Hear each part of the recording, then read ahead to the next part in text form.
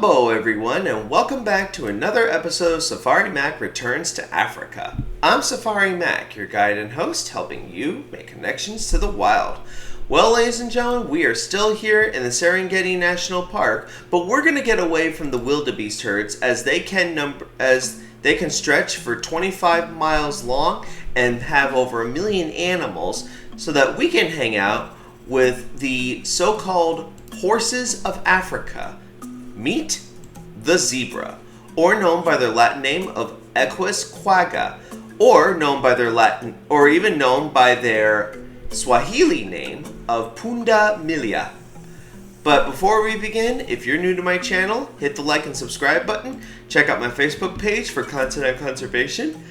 And if you have a question about animals, or if there's an animal that you want me to do in the future, you just have to send me an email, which you will always find the link to down in the description below.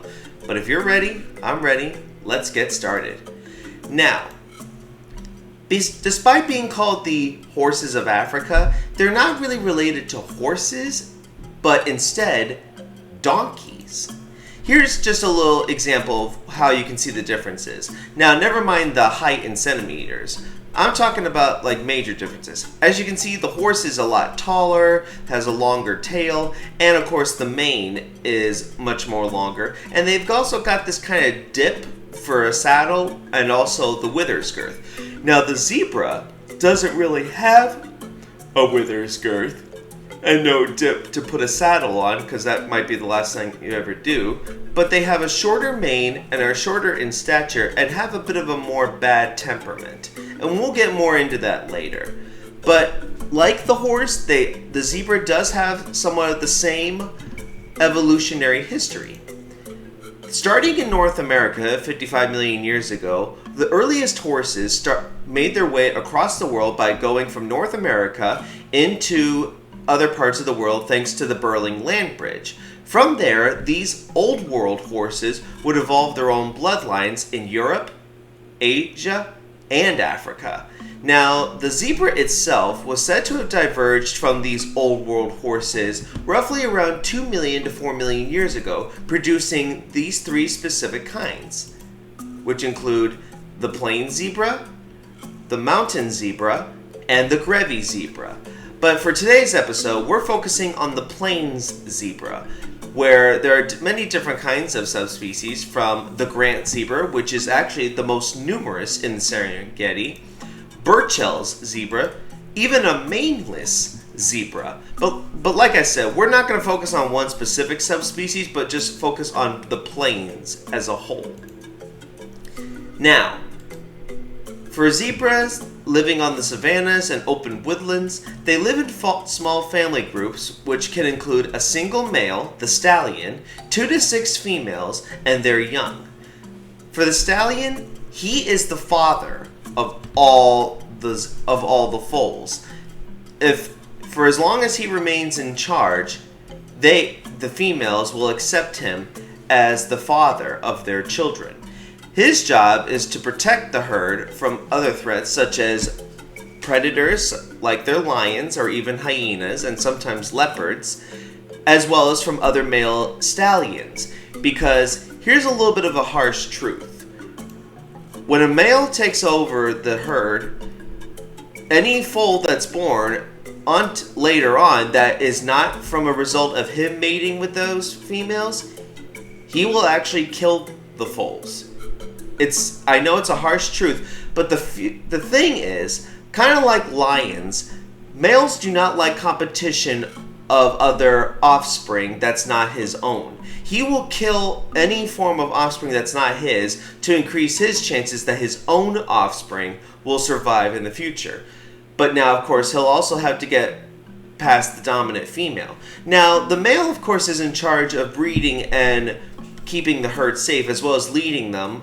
But the female, there's a dominant female that's actually in charge also, that leads the herd for feeding, water, and all other resources on their epic journey to survive.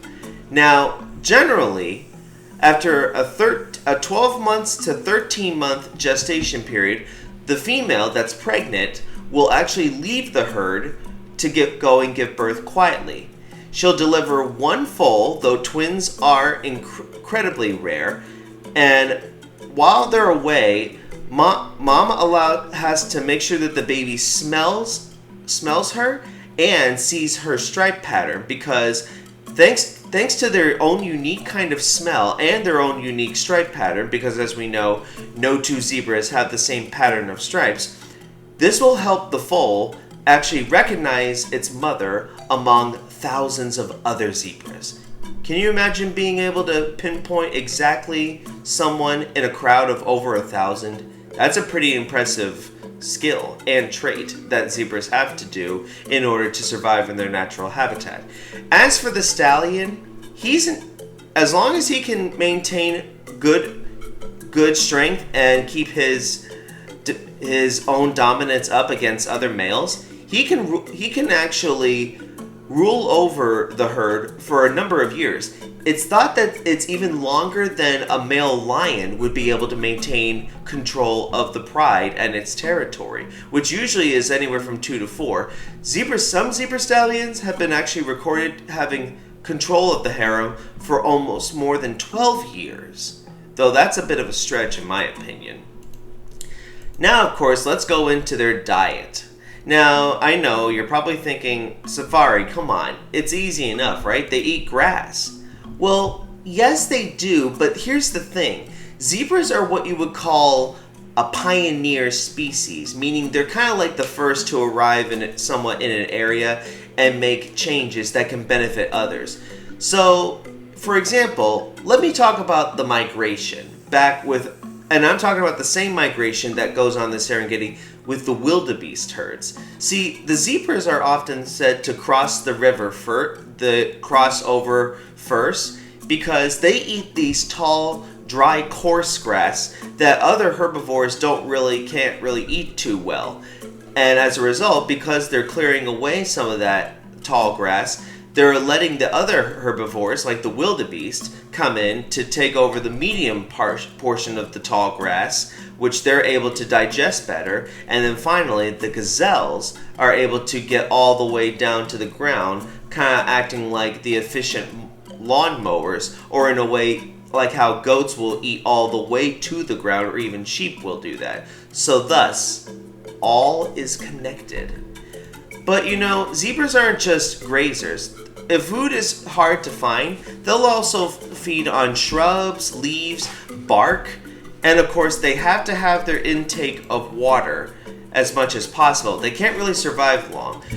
When the zebras do go to the watering hole, usually it's the stallion that's the first to drink.